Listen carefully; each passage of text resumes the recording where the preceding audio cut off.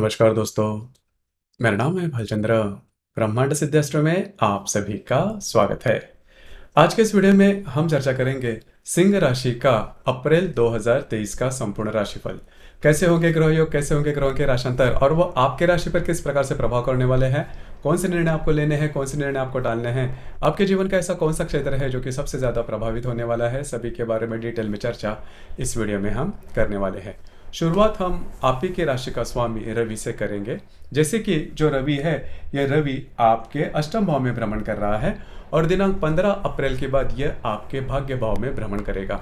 तो रवि जो ग्रह है, जो कि आपके राशि का स्वामी है, भाग्य भाव में स्वयं की उच्च राशि में भ्रमण कर रहा है, जो कि बहुत ही अच्छी बात होगी। पिछले करीबन 10-15 दिन में आपने देखा होगा कि स्वास्थ्य के बारे में जो समस्याएं हैं वो थोड़ी सी ज़्यादा बढ़ रही है, जिसकी वजह से थोड़े बहुत आप परेशान थे।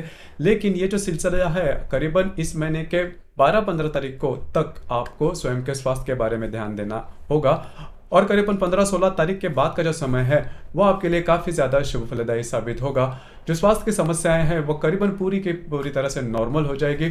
उसी प्रकार जो भी आप काम कर रहे हो, मतलब अगर आप नौकरी कर रहे हो या फिर व्यवसाय कर रहे हो, उसके संदर्भ में कुछ अच्छे आपको रिजल्ट्स आ सकते हैं। उसी प्रकार टेम्पल में जाना या फिर थोड़ा बहुत स्पिरिचुअलिटी करना या फिर उससे रिलेटेड ट्रैवलिंग वगैरह करना, ये बातें काफ़ी ज़्यादा हो सकती है। मतलब आपका जो माइंडसेट है वो काफ़ी ज़्यादा प्योर हो सकता है और उसी के बारे में थोड़े बहुत विचार भी आपके मन में आ सकते हैं। लेकिन जो भी आप काम करोगे उसमें भाग्य का साथ जिसे हम कहते हैं वो काफ़ी अच्छे तरीके से मिलना शुरू हो जाएगा, जो कि पिछले करीबन 1 साल में आपने देखा नहीं होगा। लेकिन ये जो रवि का भ्रमण आपके भाग्य भाव में होगा वो आपके लिए बहुत ही ज़्यादा शुभ फलदायी होगा। उसी प्रकार इसके बाद हम चर्चा करेंगे मंगल ग्रह के बारे में।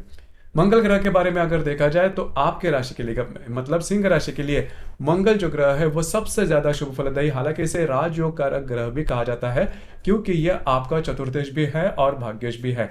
अब ये जो मंगल है, ये मंगल आपके लाभ भाव में भ्रमण करेगा, काफी ज्यादा महत्वपूर्ण और काफी ज्यादा शुभ फलदायी साबित होगा। करीबन अब से लेकर आपकी जो राशि है वो धीरे धीरे धीरे आगे बढ़ना शुरू हो जाएंगे। मतलब बाकी के जो ग्रह है उसके भी आपको बहुत ही अच्छे लाभ मिलने वाले हैं, उसके बारे में भी चर्चा करेंगे। लेकिन मंगल के बारे में अगर देखा जाए तो लाभ के बारे में ये जो मंगल है आपके लिए बहुत ही ज्यादा शुभ फलदायी साबित होगा। जो काम आप हाथ में लोगे उसमें सफलता मिलती हुई नजर आएगी। उसी प्रकार आपके जो मित्र परिवार है उनसे भी काफी अच्छी सहायता आपको मिल सकती है। तो कुल मिला के देखा जाए तो जो मंगल का भ्रमण है वो आपके लिए बहुत ज्यादा शुभ फलदायी होगा। उसी प्रकार जो व्यक्ति नया घर लेना चाहते हैं, नई वास्तु लेना चाहते हैं, उनके लिए भी ये जो मंगल का जो भ्रमण है वो काफी ज्यादा महत्वपूर्ण और शुभ फलदायी साबित होगा। खास करके आपके घर के लोग हैं उनके साथ भी आपकी जो इंटरेक्शन होगी वो काफी अच्छी देखी जाएगी। सिर्फ आपके घर के जो लोग हैं उनके स्वास्थ्य के बारे में थोड़ा ध्यान देना होगा। लेकिन मोटे तौर पर अगर देखा जाए तो ये जो मंगल का भ्रमण आपके लाभ भाव में होने जा रहा है वह आपके लिए बहुत ही ज्यादा शुभ फलदायी साबित होगा।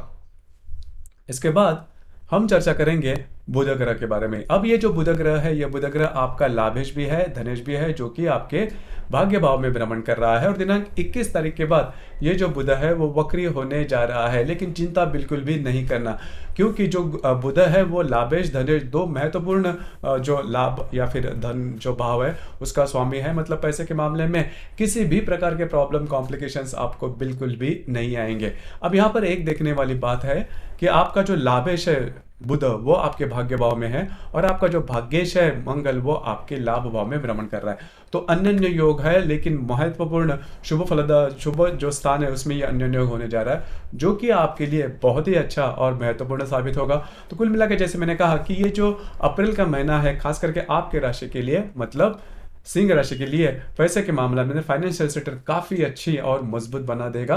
तो ये जो बुध का भ्रमण है वो भी आपके लिए शुभ फलदायी साबित होगा।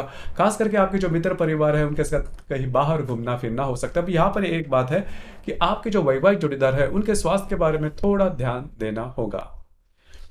इसके बाद हम चर्चा करेंगे गुरु ग्रह के बारे में। अब ये जो गुरु ग्रह है, ये गुरु ग्रह आपके अष्टम भाव में स्वयं के राशि में भ्रमण कर रहा है और दिनांक 23 तारीख के बाद ये आपके भाग्य भाव में भ्रमण करेगा। ये जो गुरु ग्रह है वो आपके लिए बहुत ही ज्यादा महत्वपूर्ण ग्रह माना जाता है, क्योंकि ये आपका पंचमेश भी है, अष्टमेश भी है, जो कि अभी आपके भाग्य भाव में भ्रमण करेगा। पिछले करीबन 1 साल में आपने देखा होगा कि काम जो है वो ठीक ठाक नहीं हो रहे थे। हालांकि आपको अपॉर्चुनिटी वगैरह मिल रही थी, लेकिन वो ठीक तरह से काम जो है पूरे नहीं हो पा रहे थे, पेंडिंग हो रहे थे। तो अब जैसे ये गुरु आपके भाग्य भाव में भ्रमण करेगा, तो जो सभी बातें हैं वो धीरे धीरे धीरे आपके लिए काफी ज्यादा फेवरेबल हो जाएगी। खास करके आपके राशि के लिए जो कॉन्फिडेंस जो होता है, आपकी राशि का सबसे महत्वपूर्ण जो की है वो होता है कॉन्फिडेंस। तो कॉन्फिडेंस आप में देखा जाएगा, और कॉन्फिडेंस के चलते आप जो भी काम करोगे उसमें काफी अच्छी सफलता मिलती हुई नजर आएगी। तो ये जो गुरु का भ्रमण है वो आपके लिए बहुत ही ज्यादा शुभ फलदायी साबित होगा। हालांकि ये जो गुरु का भ्रमण है आपके भाग्य भाव में दिनांक 23 तारीख के बाद होने जा रहा है, और ये जो गुरु है वो स्लो मूविंग प्लैनेट है, तो इसके जो परिणाम है वो आपको 24 तारीख से ही मिलना शुरू नहीं होंगे। इसके लिए आपको करीबन मई के फर्स्ट वीक तक राह देखनी होगी। तो मई के जो फर्स्ट वीक है, पहला जो वीक है, इससे आपको इसके जो परिणाम है वो मिलना शुरू हो जाएंगे, जो कि आपके लिए बहुत ही ज़्यादा शुभ फलदायी साबित होंगे। धीरे धीरे आपकी जो राशि है वो काफ़ी आगे बढ़ती हुई नजर आएगी, कुछ अच्छा अपॉर्चुनिटी वगैरह आएंगे। हालांकि ये जो गुरु का भ्रमण है वो आपके भाग्य भाव में किस प्रकार से परिणाम देगा, कौन से दिशा में परिणाम देगा, उसके बारे में स्वतंत्र रूप से हम वीडियो अपलोड करने वाले हैं। उसमें काफ़ी ज़्यादा डिटेल में बताया जाएगा। हर एक राशि के बारे में भी इस प्रकार के वीडियो हम अपलोड करेंगे, जिसमें गुरु का जो भ्रमण मेष राशि में होने जा रहा है उसके बारे में डिटेल में चर्चा करेंगे। इसके बाद हम चर्चा करेंगे शुक्र ग्रह के बारे में। शुक्र जो ग्रह है, ये शुक्र ग्रह आपके राशि का दशमेश है और तृतीयेश है, जो कि आपके भाग्य भाव में भ्रमण कर रहा है, और दिनांक 7 तारीख के बाद ये आपके दशम भाव में भ्रमण करेगा, जो कि काफी अच्छी बात होगी। कुछ अच्छे मतलब जो भी आपका कार्य क्षेत्र है उससे रिलेटेड कुछ अच्छी बातें हो सकती है। उसी प्रकार कार्य क्षेत्र से रिलेटेड आपको कहीं बाहर घूमना फिरना हो सकता है, क्योंकि ये जो शुक्र है वो स्वयं के राशि में भ्रमण कर रहा है। तो जहां पर आप काम करते हो, नौकरी करते हो या फिर व्यवसाय करते हो, वहां पर के जो सहकर्मी होंगे उनसे आपकी जो इंटरेक्शन होगी वो काफी अच्छी देखी जाएगी। जो भी आपका कार्य क्षेत्र मतलब नौकरी या फिर व्यवसाय, उसमें आपको काफी अच्छे अपॉर्चुनिटी वगैरह भी मिलते हुए नजर आएगी। तो ये जो शुक्र का भ्रमण है वो आपके लिए बहुत ही ज्यादा शुभ फलदायी साबित होगा, लेकिन थोड़ा सा आपकी ट्रैवलिंग वगैरह हो सकती है। इसके बाद हम चर्चा करेंगे शनि ग्रह के बारे में। शनि जो ग्रह है वो आपके षष्ठ भाव में भ्रमण कर रहा था, और जनवरी 19 के बाद 18-19 के बाद ये जो शनि है वो आपके सप्तम भाव में भ्रमण कर रहा है, और इसके जो परिणाम है वो भी आपको मिलना शुरू हो चुके हैं। खास करके आपके जो वैवाहिक जोड़ीदार है उनके साथ आपकी जो हार्मनी है वो काफी अच्छी देखी जाएगी। किसी भी प्रकार का स्ट्रेस या फिर टेंशन आपको नहीं आएगा, क्योंकि ये जो शनि है वो स्वयं की राशि में आपके सप्तम भाव में भ्रमण कर रहा है, जो कि बहुत ही अच्छी बात होगी। तो शनि का जो भ्रमण है वो वैसे देखा जाए तो आपके लिए शुभ फलदायी साबित होगा। मोटे तौर पर अगर देखा जाए तो यहाँ पर अगर आप देख सकते हो कि आपके भाग्य भाव में बहुत सारे ग्रह एकत्र आ रहे हैं, जो कि बहुत ही अच्छी बात होगी। तो आपका जो मतलब जो भी आप काम हाथ में लोगे उसमें आपको काफी अच्छी प्रोग्रेस मिलती हुई नजर आएगी। तो ये जो पहला महीना ऐसा कह के आप चल सकते हो, क्योंकि जब प्रथम महीना है जैसे कि गुरु आपके भाग्य भाव में आ रहा है, तो धीरे धीरे आप में जो प्रोग्रेस है वो बहुत ही अच्छी देखी जाएगी। पिछले करीबन 2-3 साल से जो भी स्ट्रेस टेंशन या फिर आपके जो काम नहीं हो रहे थे, तो ये जो साल है वो आपके लिए चेंजिंग हो सकता है, आपके लिए बहुत ही अच्छा हो सकता है। धीरे धीरे धीरे आपका जो प्रोग्रेस है वो बहुत अच्छा देखा जाएगा।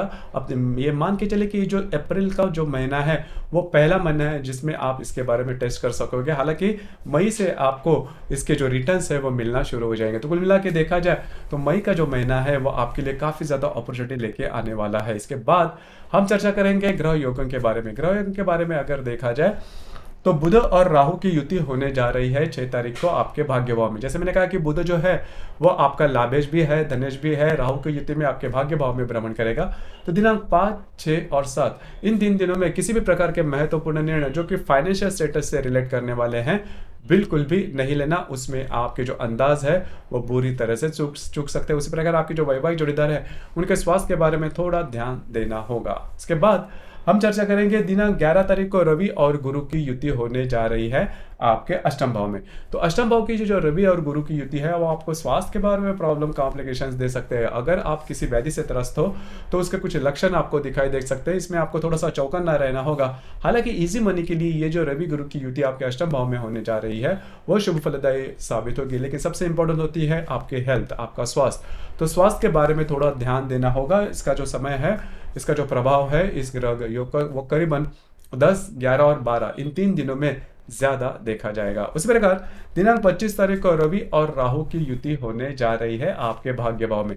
अब ये जो युति है काफी महत्वपूर्ण होती है। आपके भाग्य भाव में जो रवि राहु की युति है उसमें एक ही बात ध्यान में रखिए कि किसी भी प्रकार के निर्णय जिसकी वजह से आपकी जीवन की दिशा बदल जाए या फिर जिसमें थोड़ा रिस्क है, इस प्रकार की छोटी हो या बड़े जो निर्णय है वो बिल्कुल भी नहीं लेना। हालांकि ये जो ग्रह योग है इसका जो प्रभाव है 24, 25 और 26 तारीख को ज़्यादा देखा जाएगा।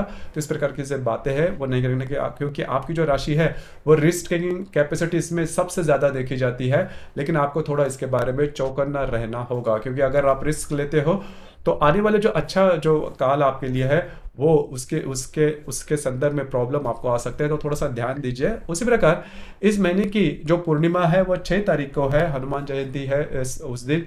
और उसी प्रकार जो अमावस है वो 20 तारीख को है। तो देखिए अमावस जो 20 तारीख को है उसमें सूर्य ग्रहण होने जा रहा है। हालांकि ये जो सूर्य ग्रहण है वह भारत से नहीं देखा जाएगा, लेकिन फिर भी इसके जो प्रभाव है वो एस्ट्रोलॉजी के प्रभाव और ज्योतिषीय प्रभाव देखे जाएंगे।